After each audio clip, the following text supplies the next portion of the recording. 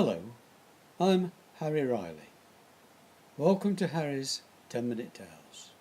This is called Blackjack Ballantine by Harry Riley. Do I believe in ghosts? I would have said no, I do not. That is until the day before my 14th birthday.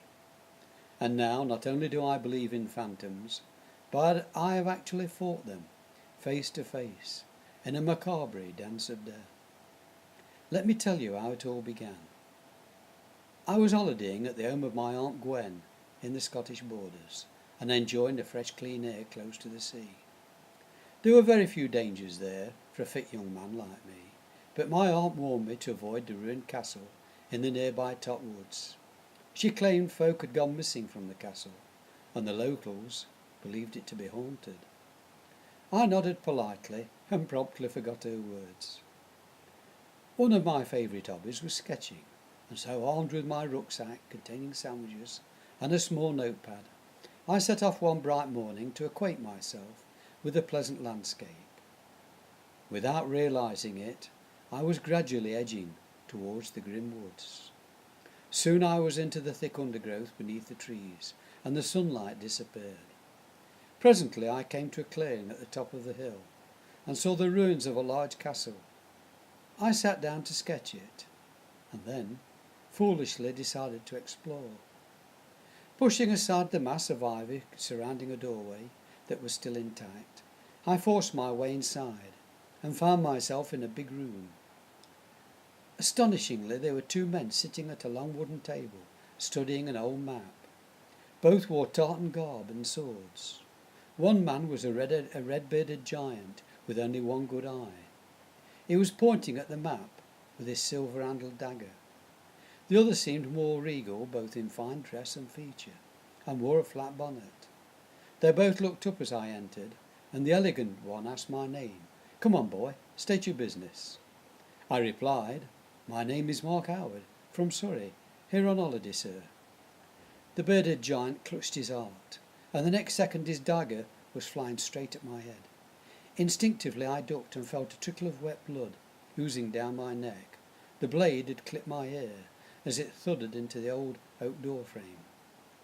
The other fellow stood up and approached me, shaking his head and explaining the man I had just insulted with my name was Blackjack Ballantine, his host and laird of this castle. He had a blood feud with the Surrey Howards. The giant was all for killing me there and then, but his partner, who said he was James, stayed his hand, saying, "Wait, let the English do it tomorrow. Think of the irony if they kill one of their own." Blackjack calmed down, and it seemed I was to be spared. He glared at me and said, "You're young and strong, you'll survive." James went on to say he had 50,000 men camped on a nearby hill, and tomorrow would be a decisive battle. I had a choice: fight with them or die now. I naturally chose to live. He withdrew the dirk and gave it to me for a present. The giant just shrugged and turned away in disgust. That night I sketched the big man as he sat talking with his fellow soldiers. James had camped his men high on the hill overlooking the English army, led by Thomas Howard, Earl of Surrey. He had a great advantage and sent down smoke to confuse the enemy. Unfortunately, he couldn't lower the elevation of his cannon, and the Lancastrian and Cheshire longbowmen were mercilessly accurate, slaughtering the Scotsmen in droves. I was compelled to join Blackjack and the King's men in that fatal last charge down the hill, and ran helter-skelter, shouting and screaming for all I was worth, onwards to certain death. All around me men were yelling and dying, and the blood was spraying everywhere. The noise was deafening, with the cannon exploding and the clash of steel on steel. Friend was butchering friend in this mad melee of confused battle.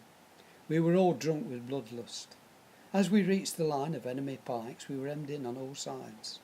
Blackjack hacked down 3 men with his 2-handed broadsword, as if they were paper dolls. This mad, red-headed giant seemed invisible, as he cut and thrust and crashed his way through the jungle of sweating bodies, and then he was attacked and fell under a pile of men. Miraculously, when the dust and smoke had cleared, he was upright again, and grinning as he invited the foe to come and get him. I turned and felt a tremendous blow on my head, and I was left with the dead and dying. But that night I woke, and staggered away to be found by my Aunt Gwen's searchers next morning at a mossy burn in a woody dell. They say I was delirious and more dead than alive when they found me, sleeping soundly for 2 days. Later, as my aunt came into the bedroom with the doctor, I was filled with dread. "Take him away," I yelled. "It's Blackjack Ballantine." The giant red-bearded man put down his doctor bag and laughed. "You're right, I am a Ballantine, but Blackjack was my ancestor, killed at the Battle of Branxton Moor in 1513, along with his liege, King James IV. The doctor grinned at my aunt, and after studying me for a short while said, "You're young and strong. You'll survive." My aunt returned after his departure, smiling at me. "Silly boy, you must have fallen and banged your head.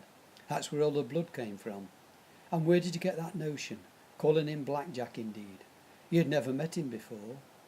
In your delirium you rambled on about the king's men and being in a great battle. Ugh, such nonsense." I asked for my rucksack. Clumsily opening it, the silver-handled blade fell out, still covered in blood. Removing the sketch pad, I showed her my drawing of Blackjack Ballantine. It was a perfect likeness for the good doctor. End.